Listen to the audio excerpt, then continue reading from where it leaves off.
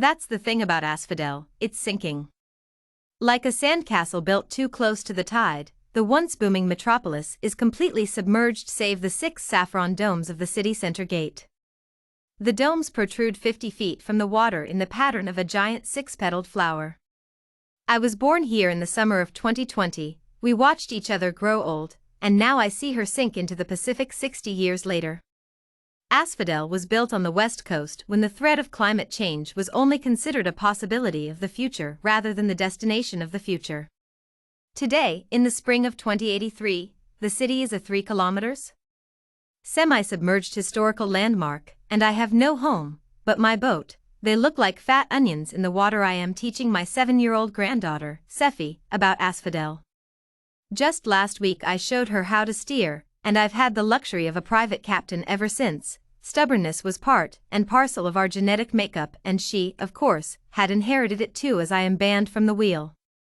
It's the first clear day in the bay for 3 months, and the water is still and silky like velvet. In the afternoon Sunday, I move up to the bow and call Safi over to catch a better view. Her feet patter on the starboard as she makes her way over and jumps into her seating position, eyes bright and ears pricked like a spaniel. This is her favorite part, and mine too, where her imagination gets excited with all my old stories of the sunken city, and where I get to relive those memories for an hour or two. Right, sit in my lap with your blanket and look out to the domes. She did as told, and I wrapped my arms around her.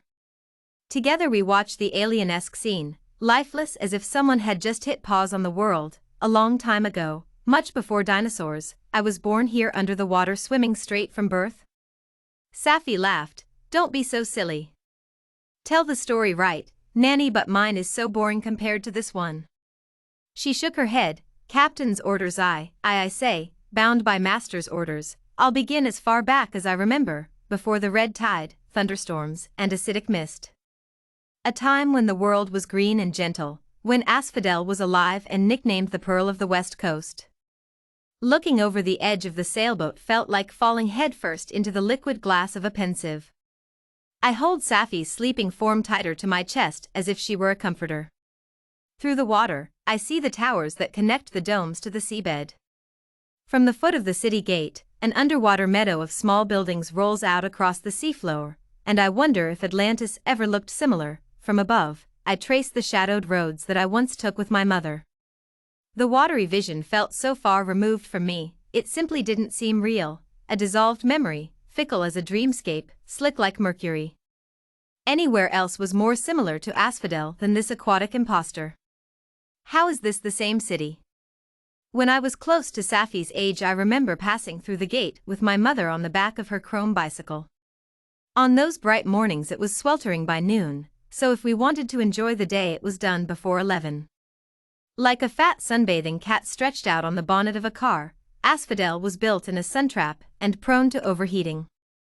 Climate change made the basin 10 times hotter than it already was, so the petaled structure of the gate was a climate-conscious invention that shaded the city's center and its population. Inspired by her Mediterranean cousins, the city was bleached white like Mykonos and Santorini to reflect the sun. A state-of-the-art metropolis polished by natural perfection, the top 10% swarmed like wasps to jam in hopes of development and investment.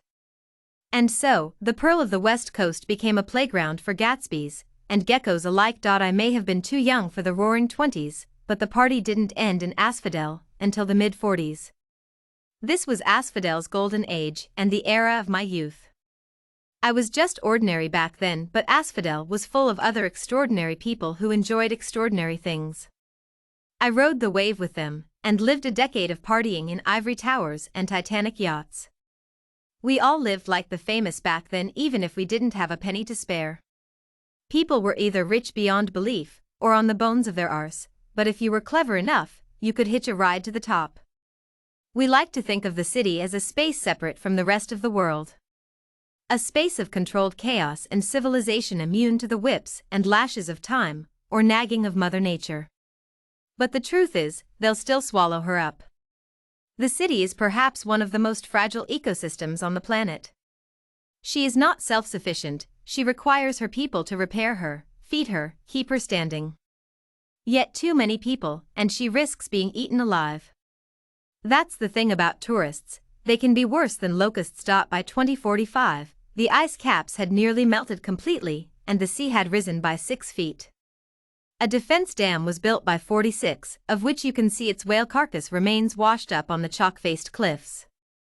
The rising water levels and intense flooding triggered a hidden sinkhole under the city, and Asphodel, as it was known, was as good as lost. By the 60s, methods of adaptation were put in place, the architects built bridges, and we used water-based transportation. Asphodel became a concrete maze of alabaster pillars and floating buildings. She posed like Venice for a decade, and she was beautiful. But the rich were not satisfied, and the preservation of their fortunes proved too much for the city. Rotten foundations brought the trade center down to its knees.